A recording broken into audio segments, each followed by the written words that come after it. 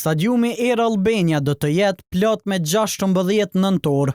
Kërkesat për ta parë ndeshjen Shqipëri-Angli janë shumë të larta, me mbi 100.000 aplikime për bileta deri tash, raporton Top Channel. Megjithatë, patin për të hyrë brenda do ta kenë pos 22.000 shikues, sa është edhe kapaciteti i stadiumit. Çmimet e biletave ndryshojnë sipas vendit në stadium.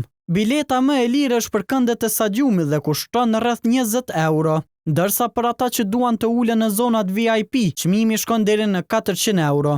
Anglia është kualifikuar për botrorin 2026, ndërsa Shqipëria është në vendin e dytë në grupin K me 11 pikë, një më shumë se Serbia.